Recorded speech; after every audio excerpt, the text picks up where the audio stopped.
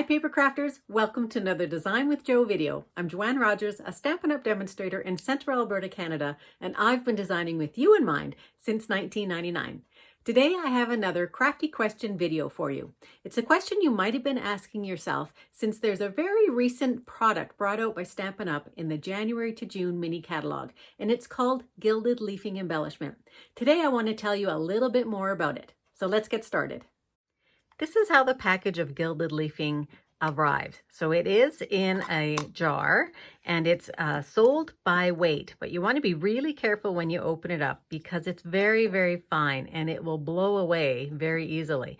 So if this happens to break, this jar, you will have gold everywhere and it is so fine. You can see just how light this is. So what I do with mine is I take some of my leaf, so I've done this several times already. I take some out and I put it into another container. And you can see just how flyaway it is.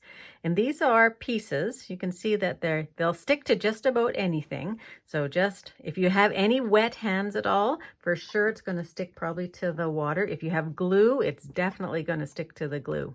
And you can see I've got great nail color right now. I've got very shiny nails. So this is how I use mine in a container. And let me show you how you can use it. So what you're going to need is a stamp. You're going to need the heat and stick powder if you want to put it on with a stamp. I'm going to show you a couple other ways to use it too. And you're going to take your heat and stick powder, and I've also put my heat and stick into a container, and you are going to stamp with Versamark. So I'm going to use Art Gallery, and I'm going to use the large flower, which I've already stamped here. And then I'm going to use the detail one, and I'm going to stamp over top. So here's my Versamark. I'm going to take my stamp and I'm going to ink it up and I'm going to stamp right over top of my flower. Now this detailed one is meant to go right over top of the flower, and it doesn't have to fit exactly on place. And that's what's great about two-step stamping, is that it adds a lot more definition. Now you're going to not be able to see that very well. There's just a shine there from the Versamark. And I'm going to sprinkle that with the heat and stick. And heat and stick is a lot like embossing powder. In fact, it is sort of an embossing powder, but what you do is you heat it up, and when you heat it, you actually melt it and it becomes sticky.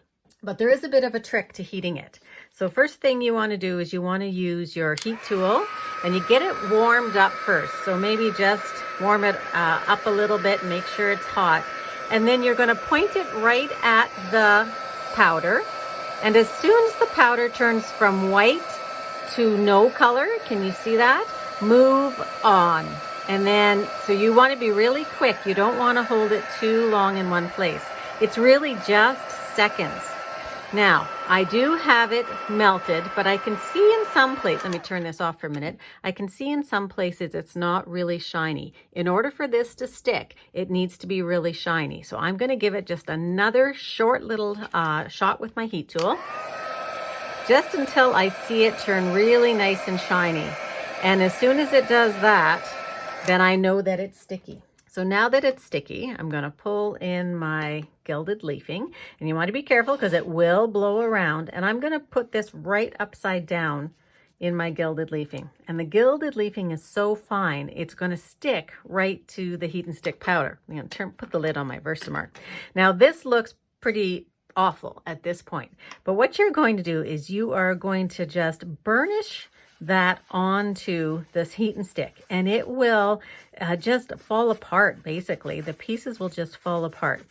And so you just get rid of all the large pieces. That's sort of step one. Step two is to pull in a soft paintbrush, and I found that soft works best.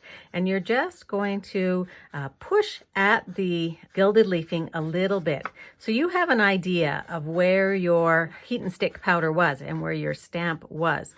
And so just use your soft brush. And I found that if I use a hard brush, I don't care for the look of it very much. It almost scrubs it off. Whereas a soft brush that you're not using for anything, any other type of painting, will just pick up anywhere there's no heat and stick, and it will release the other. So I'll just clean this off a little bit more, but I want to show you the card that I made with this. So here it is here.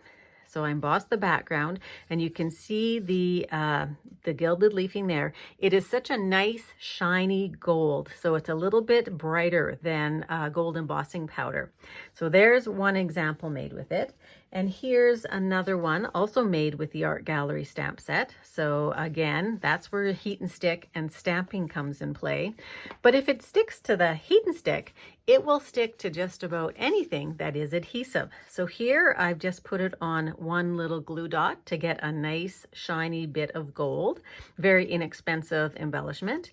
And here I've done two things with it. You can see I've got a little speck there. I have taken a piece of my Terran tape, two pieces actually, and put that on the top of my card, and then taken the backing off and put my put my gilded leafing on.